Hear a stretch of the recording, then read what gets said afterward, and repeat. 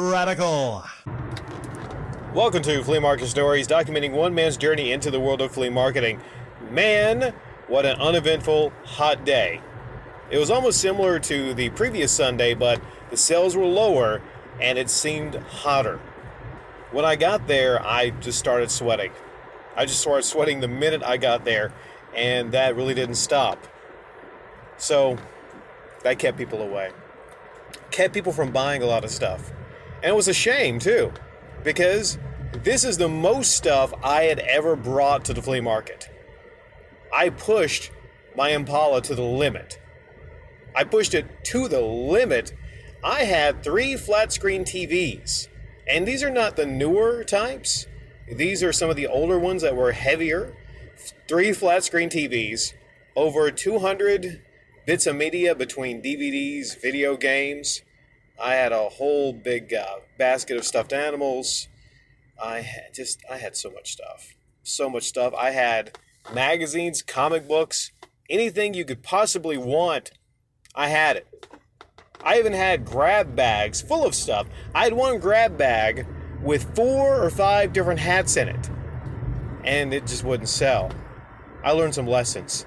I would sometimes go places and just get something assuming, well, it's a hat. It's hot. It'll sell. But it's important what's on the hat. I didn't sell a bit of shades after, I thought I had me a little mini business there selling nice shades. I mean, it's the sun, hat, shades. And bucket-wise, yeah, I got rid of my bucket, so that stays a constant. But I had to, I didn't sell them organically.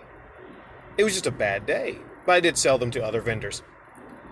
Now, I will go into one acquisition I made, maybe in the next show-off Saturday. I don't want to give it away, so it'll be a surprise on something I actually, reinvested the money that I got from the flea market into it. Might be something I want to keep and just enjoy.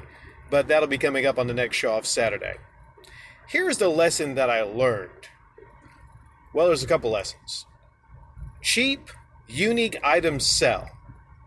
It's really not about the spread that you have, I found, at the flea market. Because people can go to stores if they want movies.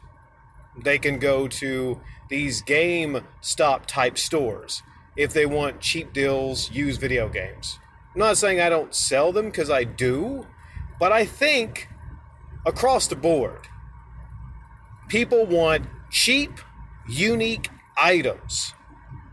There was a guy that came by, and the same guy I got something else from, which was a unique item. I wouldn't say cheap. It was the plans for a dam. And he lived near the dam, and he looked at it, and it was from the 60s, and he said, I gotta have this. And specifically, it's because he lived near the dam. There's a buyer for everything. There's a woman that came by that was incredibly excited I had Red books.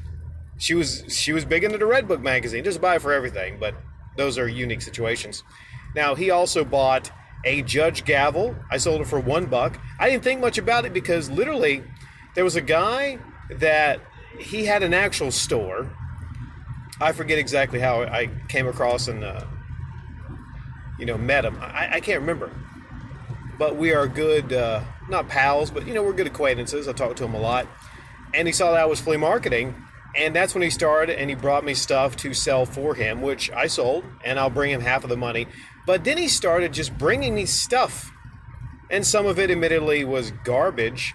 There was a rusted old Coca-Cola thing, and I was about to throw it away, but there was another guy that said, hey, I'll take it home to my son. It's kind of interesting. But it was rusted. I don't want to, sell rusted things. And some of it was kind of crappy, admittedly. Some of it, I was like, I'm just going to throw this away. But there were some interesting things in there. There was one thing which was a police bike, and it sold to this other guy. A guy that's trying to sell also, another vendor. He said, how much you got on the police bike? I was like, $2. That's a sale. I could probably maybe got 5 or 10 from it. It was a big police bike, but I sold to him for $2. There was a pig I sold for $2. It oinked. It had a little button that controlled it. Now, maybe over time, the battery went down. It was more like, it was soft. But, if you put your ear up to it, you could hear it. Well, that pig sold. That was one of the first things I sold that day was that pig.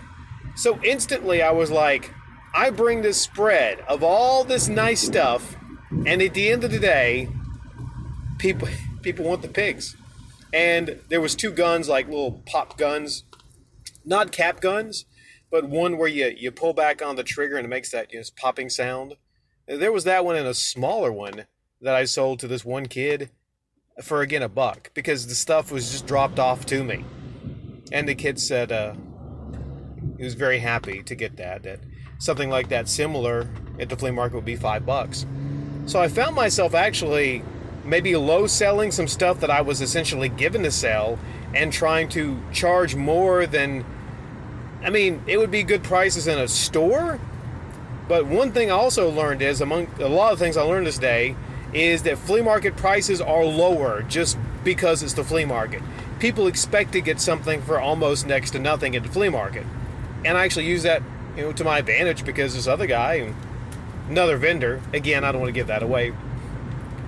I got to ring this in kind of all over the place. So here's the thing. There's this guy that I'm getting this stuff now from. Maybe some stuff that he was just going to throw away. I'm not sure. Maybe since he's had a store for a long time, he comes across all this stuff and maybe I'm doing him a favor by taking on this stuff because he has so much.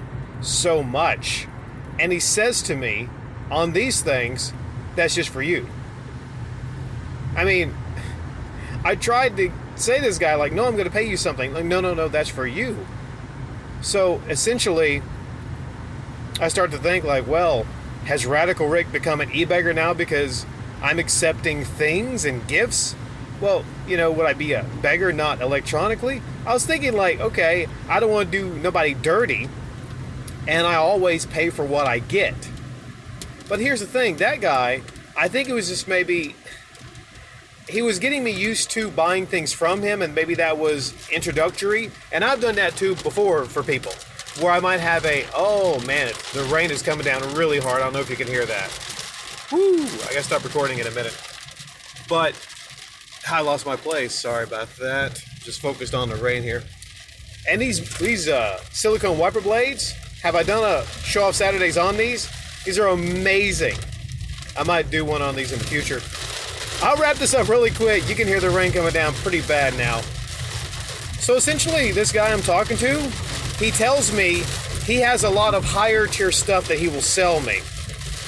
And I'm thinking, if what he gave me, the pig, the police bike, if that was free stuff, I could only imagine what this guy has to sell me that I would pay for. Okay, my apologies, I'm cutting this one short, mostly due to the rain. This is a situation where it is really bad right now, and I'm not going to make this a two-parter. But yeah, leave your thoughts in the comment section down below as always, and I appreciate you for stopping by. Take care.